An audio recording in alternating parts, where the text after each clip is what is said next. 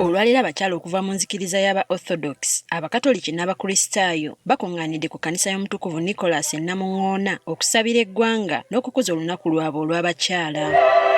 Bano basoose na kusaba nga kukulembeddwamu Ssaabasumba w'ekkanisa y'aba Orthodox Geronimos Muzeeyi ono akubirizza abantu okwenenya n'okutambulira mu butuukirivu. Those who are liars, abalimba, those who are thieves, ababbi, those who are losing faith, abo abagenda nga basebengerera mu kukkiriza kwabwe. Wano abakyala we basinzidde ne basabira eggwanga ko n'okuwonga amawanga agalimu entalo mu mikono gy'omutonzi. Aba awali entalo n'okusinza n'okugulumiza kuba kutono ddala. Abantu bafa kutaasa bulamu, bino nga bibwatuka tewabaawo mirembe.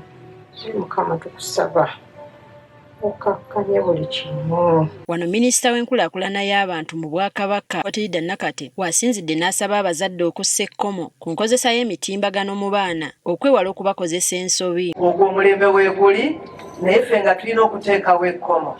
Si baana baffe kwetugira ku intaneti sigenda kukola bitya.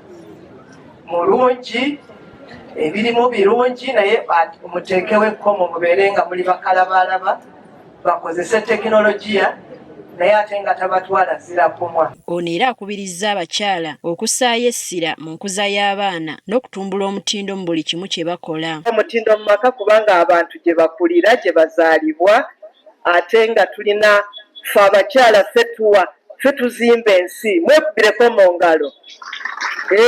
Ye minisita w'ebyettaka Judith Nabakooba asinzidde wano n'akubiriza abazadde okukola ennyo nga bakuza bulungi abaana n'asaba n'amasinzizo ag'enjawulo okuwandiisa ettaka n'ebyobugagga byabwe okwewala enkaayana n'abantu. Ebiriko bino bikuumibwe leero n'abalijja basobole okuba nga babyeyagaliramu ate era babisangewo. Babifunire ebyapa ebifo bibeere sabbeyi oba bipimibwe empenda zibeere nga zeeruddwa bulungi. Bamanye obugazi bafune n'ebyapa kubanga ekyapa kye kikakasa ddala obwannannyini bwebuli. Ate bo abakyala bakuliddemu enteekateeka eno balaze obwennyamivu olw'obutabanguko mu maka obweyongera buli lukya kye bagamba nti kikosezza nnyo eggwanga. Bwe waba nga wabaddewo obuzibu buli omu nsaba tube nga tutegeeragana mu kwagalana, tube nga twagalana mu kusuubira.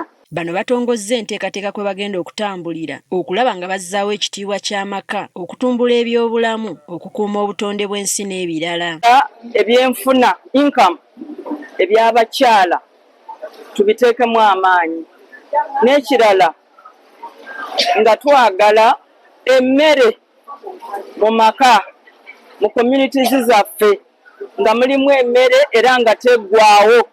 Kyova olaba ekitabo ekyo bw'okitunulako kirimu ekigambo sustainable.